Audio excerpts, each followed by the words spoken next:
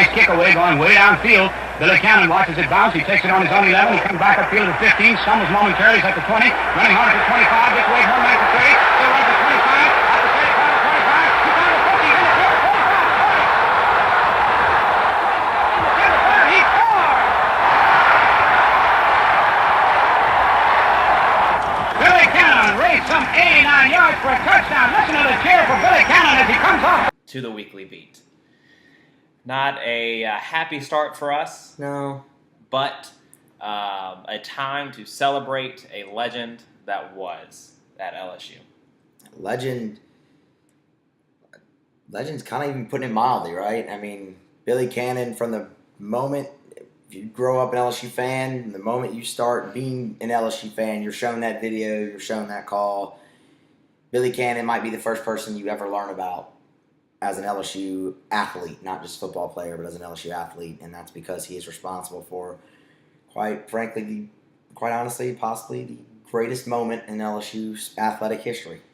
Well, that's certainly something to be argued about, but there are very few moments that come anywhere close. Yeah. That's for sure. Billy Cannon passes away yesterday morning at 80 years of age. A legend for sure. Just for me, you mentioned that that's kind of the first play you see, and Billy Cannon first, and for me, going into the stadium, seeing his name on the stadium, and number 20, of course. From the time you can talk that Billy Cannon is the only Heisman winner in LSU history, and that's a legacy that will never be matched at LSU. And I think it's something very interesting because Billy Cannon, there was a time where he wasn't embraced by the university.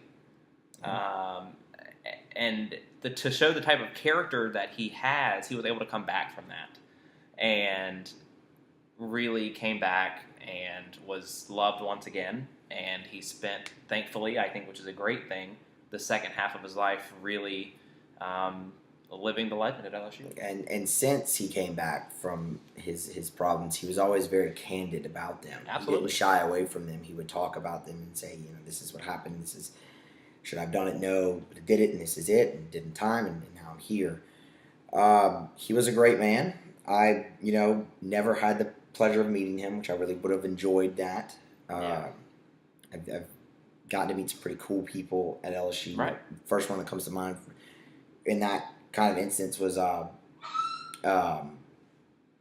Diesel, Paul Diesel, head coach. I actually got to meet him, and about a month and a half later, he passed away. Wow.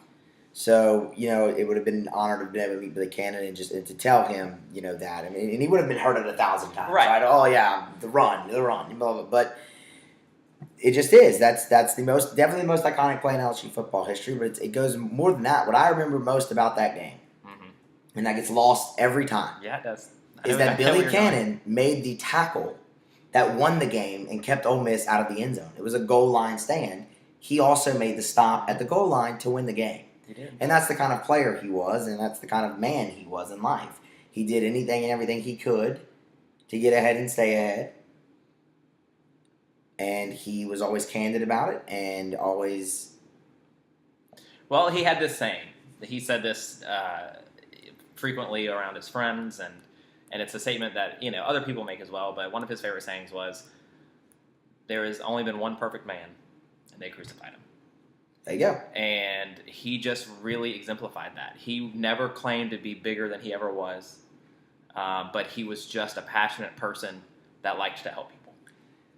And sometimes that was a little much, it hurt him, but like he said, the selflessness of making that tackle at the end. The run gets all the glory, but it's that tackle that saved the game. And without that tackle, that run, we don't see that for the next 60, 70 years. It's not the first thing you see when you go in Tiger Stadium because they play that every game. You will never not go to a game and not see that run or part of that run in some capacity. Right.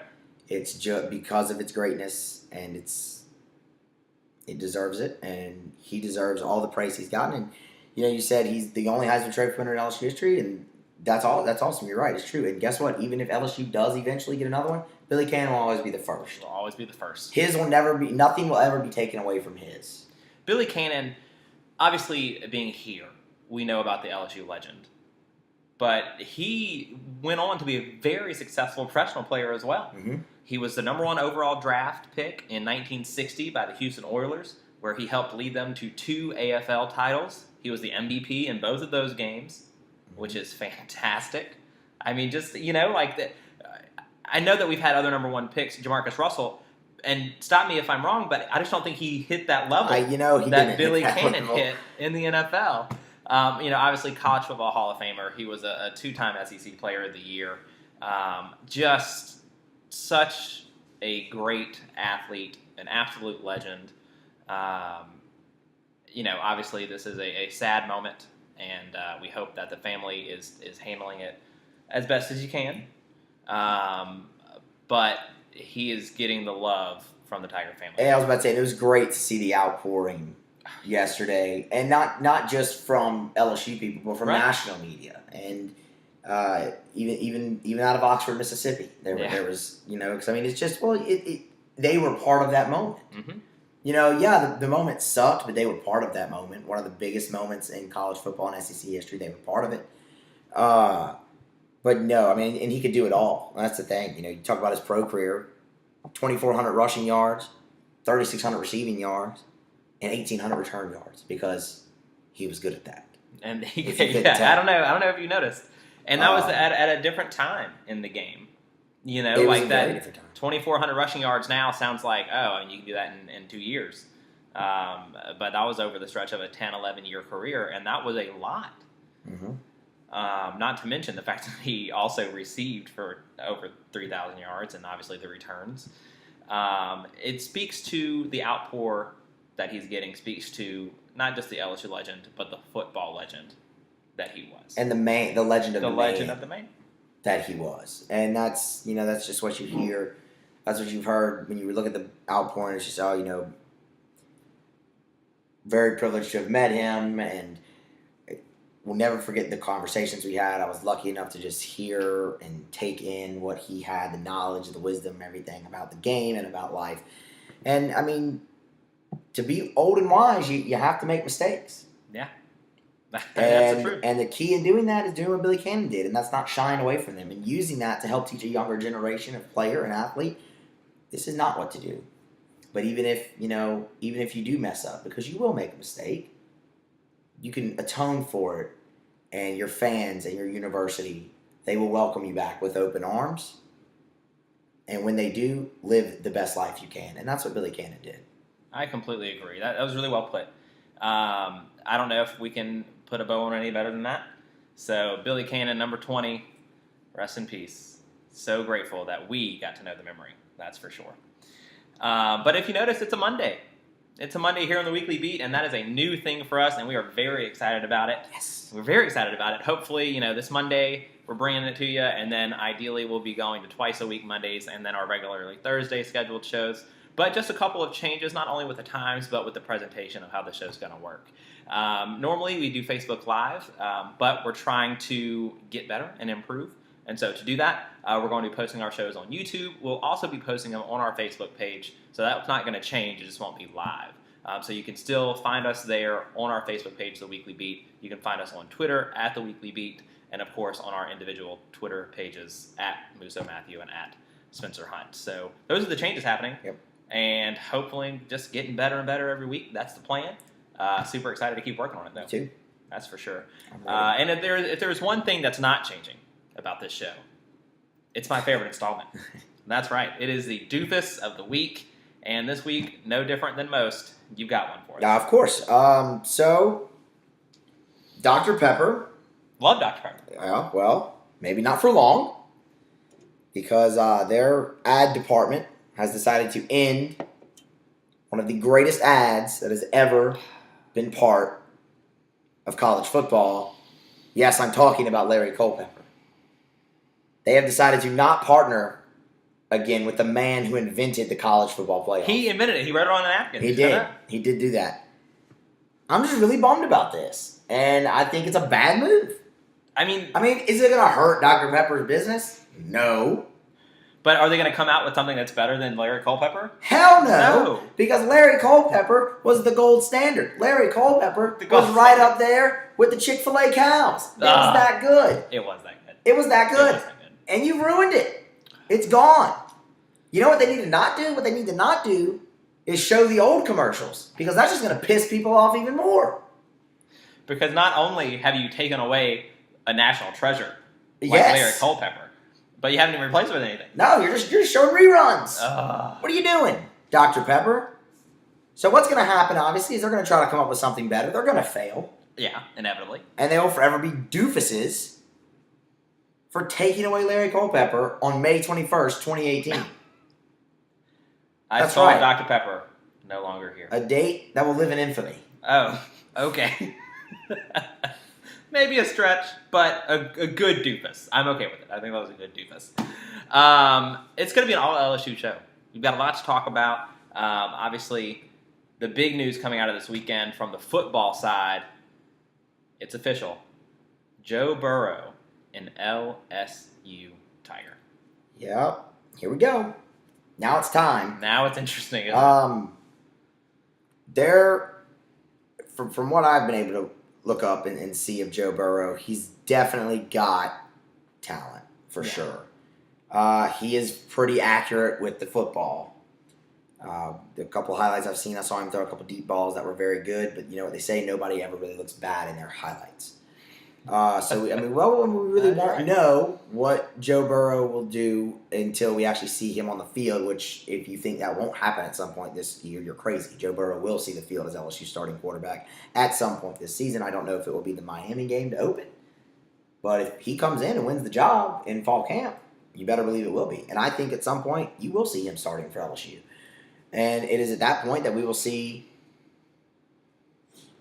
what happens. You know, does he have it?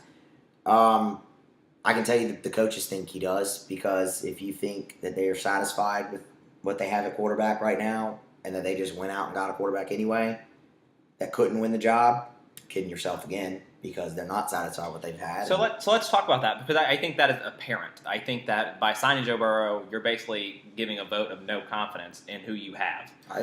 So what does say so. I mean, that's what it means to me. So what does it mean to those three quarterbacks now? What are they thinking? If you're Miles Brennan, if you're Miles Brennan, you know you're probably still going to be number 2 in line.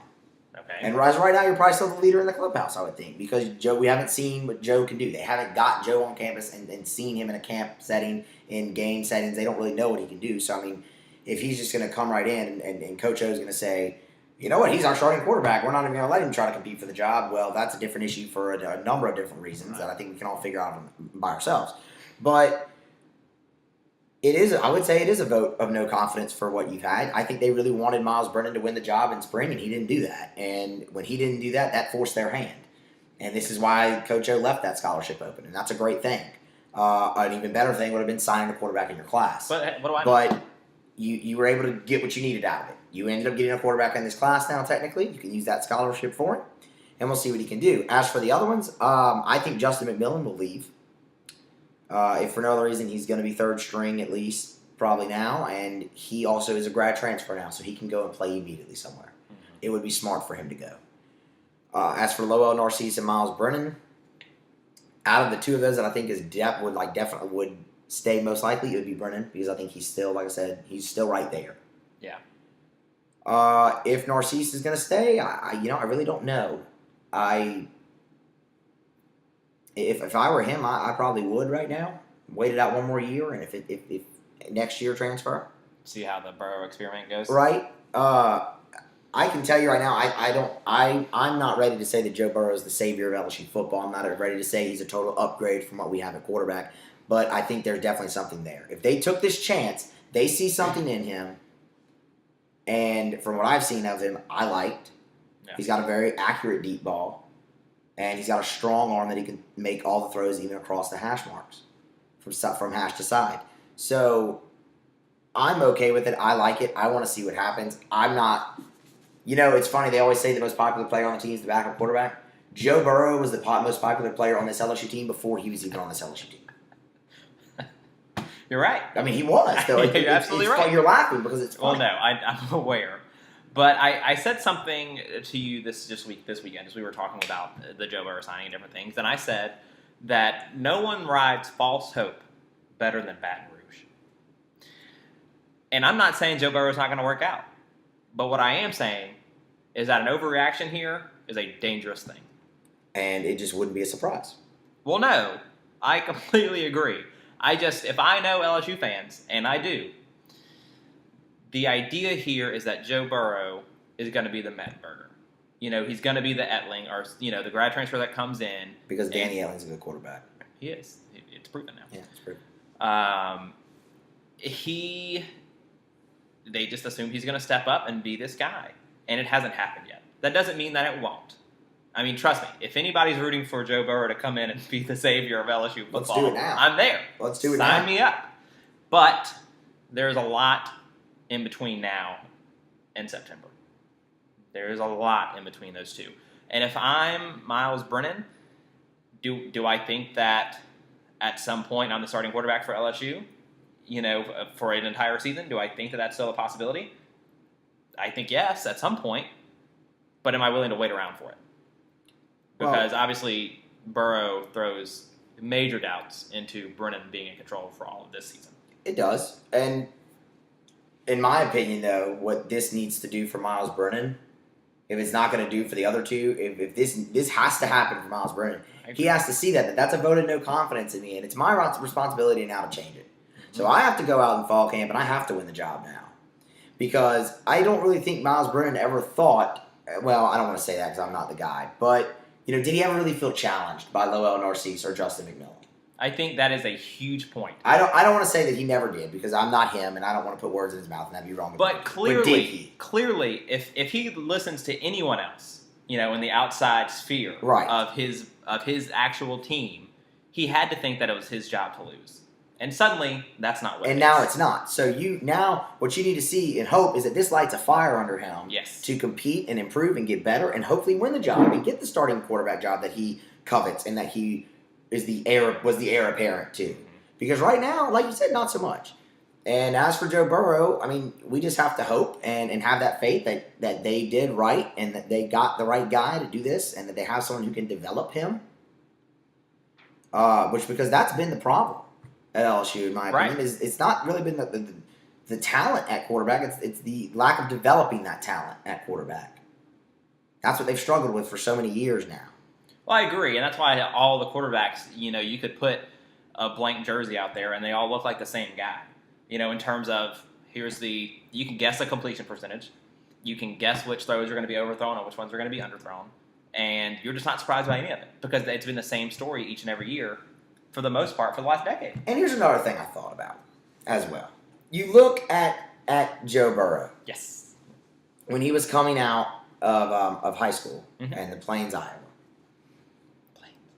What kind of quarterback was Joe Burrow listed as? He was Mr. Ohio football, He was this big guy. I mean, he scored. I mean, how many times did he score? I mean, 50, 60 in his senior year? He had 157 touchdowns in his career. But this is offense powerhouse. What specifically category of quarterback was he put into, is what I was getting at. Well, at Ohio State, he was. No, just come in. I'm getting there. But you can see, because this is the transition I'm making here, the game that he showed the most at when he was at Ohio State, he was playing for Nebraska. He went 6 for 6, but he also had a rushing touchdown. He had a rushing touchdown. So he was that style of quarterback, someone that could run the football. Doesn't that sound familiar? Right. But here's the thing. LSU, in recent interviews and in recent months, has expressed the ability to be more spread-oriented. Right. Miles Brennan's more of a pro-style quarterback. Joe Burrow showed he can move a little bit more with his legs. Maybe they think he can be more of a dual-threat quarterback that they're looking for in this class. I'm not going to say he is a dual-threat quarterback. But maybe they think he has a little bit more mobility than Miles Brennan or others on the roster already and will fit better into LSU's spread offense. Now, in saying that, the key for them is to not come out and line him up under center. So we will see. I still don't know if I trust how spread out really they're going to play.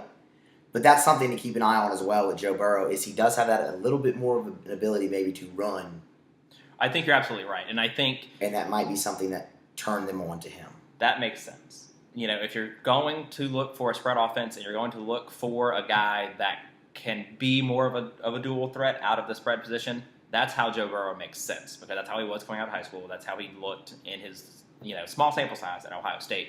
But that's not something that you hear a whole lot about the guys on our roster right now. Right. And so that's the thing that's different, and that's the thing that they could be looking for that could give him the starting job come fall. So we'll see. Obviously, this will not be the last time we talk about Joe Burrow and the quarterback situation between now and September. He's the savior. Right. Unless a lot of false idols on campus from time to time. But it is now time to turn to the baseball team to close out the show.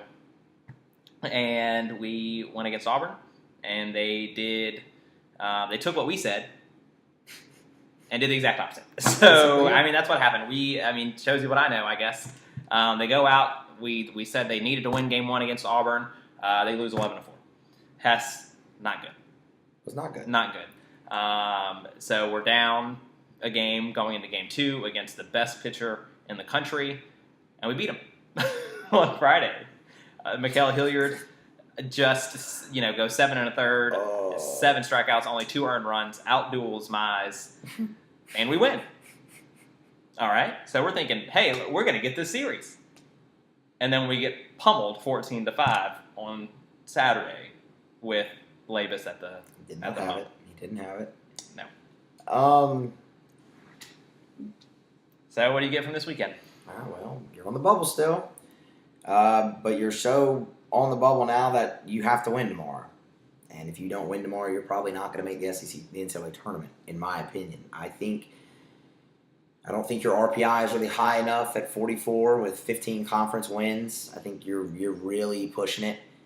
Right now, that's where you stand. If you lose tomorrow, your RPI is going to drop. Right. So it'll be high 40s, low 50s with 15 conference wins. I don't know if that's enough, especially since the last memory the committee's going to have of you is losing 3 out of your last 4 games. And at least 2 of them will be by double-digit runs. Yeah. Well, at least 2 of them you'll given up double-digit runs and they weren't competitive. That's not a good look. Your hope coming into this is, I'm probably not really going to talk much about the Auburn series because there's just not really much to talk about it. I think when you lose like you lost, there's just not much you can take away from it other than you played really bad, and that's just what happened, except for 1 game, right? Which has just been the story for LSU on the road this year, and that's why their RPI is where it is. You have been an awful baseball team on the road, and there's just no way to sugarcoat it. You have not been good. You have won 4 road games this entire season, and the ones that you have lost have not been competitive, especially down the stretch. You got housed game 1 against South Carolina. You got housed game 2 against South Carolina. You blew a 6-run lead in game 3 against South Carolina. You went to Ole Miss, gave up 11 runs in 1 inning in game 1. Fought and scratched and played great behind Mikael Hilliard, which I'll get to in Saturday. Blew another lead at your bullpen in the 8th inning on Sunday. Go to Auburn, lose 11-4 the first night, and get crushed Saturday. You were not competitive down the stretch, down the road, really for the whole year. You were competitive against Vanderbilt. You got housed in 1 game against A&M, but you were competitive in the other 2. And that's why your RPI stands where it is, because you were an awful baseball team on the road. And that's just that. It's fact. It's absolute fact. I won't disagree with you at all, even for a moment. Mikael Hilliard, yes, and this is my opinion here, is the ace of this pitching staff, and it is not Zach Hess. Hilliard might not have ace stuff, but you know what he has done consistently this entire year? He has been your best chance to win outside of 2 starts. Outside of 2 starts, he has been your best chance to win. Zach Hess has not been good down the stretch, and I think it's because he's tired. I think he's... Well, this is what we were concerned about coming into the season. He showed you early, yes, he can be a starting pitcher. And I still think he very well could if that's the route people choose to go with him, but he's going to need to build his stamina up. Right. He's never pitched this much before. He's tired. And it's showing because the ball is up in the zone. He's really struggling with command. His velocity is fluctuating a lot. Mikael Hilliard has just been Mr. Steady. And after he won Saturday, I tweeted it out. I said, you know what? He just outdueled the number 1 pick in the draft. The bright days for him are not ahead. They are already here. Yeah, it's now. It's right It here. is right now. Mm-hmm. He was a freshman All-SEC. That came out today. Yeah. Along with Daniel Cabrera. Surprise, surprise. Shocker. And he has been your best chance to win. So, in my opinion, what I would do, if you get into the NCAA tournament, I'm starting Zach Hess game 1 against the 2 seed. And I'm saving Mikhail Hill. I'm hoping you win that game. I'm saving Mikhail Hilliard for the game against the 1 seed to try to go 2-0. Because I think he's your best chance to win. When he's locating that cutter and then he has that curveball to back it up, you saw what happens. Yeah. Because who else shut Auburn down in that series? Not one other LSU pitcher besides Todd Peterson and Mikhail Hilliard. Those two right now are your most reliable arms. Nick Bush as well. We'll see him tomorrow. Yes. So let's go there. First of all, you're not wrong at all with Hilliard. I completely agree with you. If you look at the season as a whole, Hilliard, by and far, was your best shot to win. No doubt. Going into tomorrow, though, in what seems like a must-win game 1 of the SEC tournament, we're number 8 seed, which just sounds weird to me. I mean, like, it just, having LSU as a number 8 seed in the SEC tournament. We're going to face number 9 seed Mississippi State, 4:30 tomorrow. Nick Bush on the bump. Got to win it. You have to win it. They're in my opinion, you have to win it. I think if LSU doesn't win, I think they probably get left out.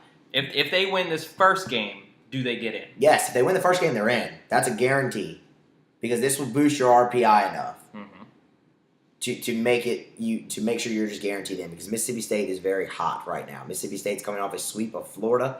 Mississippi State has the 26th ranked RPI. Mississippi State has, what is that? Quick math: 16 wins against the top 50. LSU has 12. So you win that game, you're in. And another thing that helps you that if you win that, you get to play Florida. Yeah. And if you somehow beat Florida, then you're cooking. Right. But also, if you win tomorrow, you get to play 2 more games in Hoover guaranteed. Because you move into the double elimination part of the tournament. And at this point, just getting more baseball is what LSU needs. Right. They don't want to run out of time. And because right now, where things stand, it's not pretty. I think with a loss tomorrow, LSU's resume is not good enough to get into the NCAA tournament. It's because of the road losses. Yeah. And I completely agree with you. Let me ask you this. Because the SEC tournament, it has been well documented, is Paul Mainieri's playground. The Paul Mainieri Invitational. That's what it is. I mean, they just tear it up in Hoover. The last time that there was a team, I'm thinking 2010. LSU went 14-16 in the league going into the SEC tournament, and then they went on a run in Hoover. Did. And that changed things. Is there anything about this team right here, right now, that finished 15-15 that makes you think a run like 2010 is possible? I really don't. I don't think they have the pitching. I don't think they have the pitching to win a tournament like this. I just don't. They don't have. Not enough people have stepped up.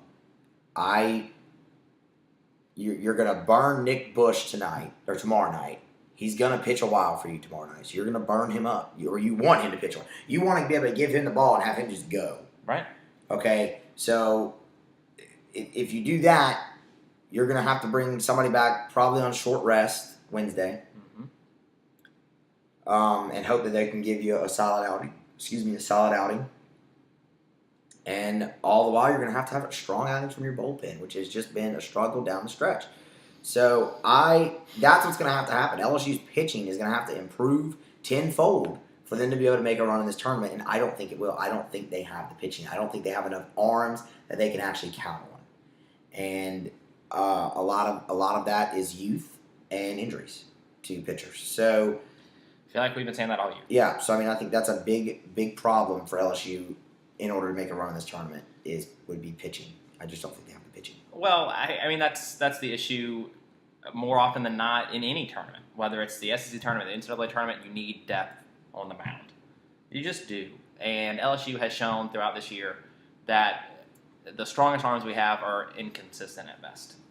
And the bullpen, it's been so strange because there's been a couple weeks this year where we're like, bullpen's the best part about this team. We're crushing it. The last 3 or 4 weeks, it's been like they are the weak link, and they're hard to overcome because we're giving leads to the bullpen and they're losing them. So when it comes to Mississippi State tomorrow night, in what I think is a must-win situation, do they get it done? It's hard for me to say yes. I would agree with you. As hot as Mississippi State is right now, I don't see us suddenly hitting the switch and being able to put together 9 complete innings to beat that team. I'm trying to see if I could find Mississippi State's starter and pitcher, but it doesn't look like it's been announced yet. Right. We know Nick Bush is going to start for LSU. Mm-hmm. Don't know yet who Mississippi State's going to start, but it's just going to take an all-out effort. LSU is going to have to play their best game of the season, and another thing that stands in the way, in my opinion, of this team not making a run in Hoover this year is just that. It's in Hoover. It's not in Baton Rouge. Normally, and that's what's so interesting, because normally when you say it's in Hoover, we're like, well, it's our games. It's our games. I mean, 31-6 under Palminteri. I mean, that's what it is, 31-6. But away from the box all year long, we have been worse than bad. Mm-hmm. And so Hoover doesn't feel like home now. It just doesn't. And, offensively, I think LSU's in a really good spot. When they're able to execute the offense they want to execute, they have players to do it, I think, in this lineup. And you're getting people stepping up now, like Jake Slaughter.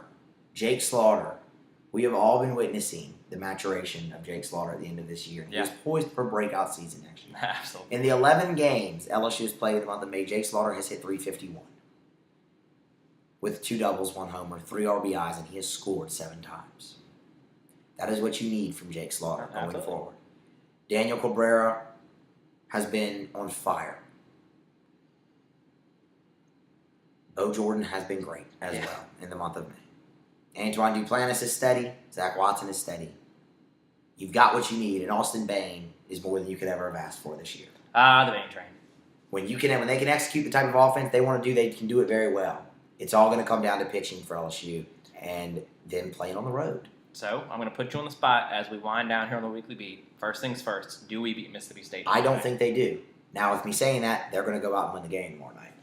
Do we make it into the NCAA tournament? If you lose to Mississippi State, I don't think you do. If you lose to Mississippi State and they still decide to put you in, you're going to be in a no-win situation probably. They're going to put you in one of the toughest spots they can.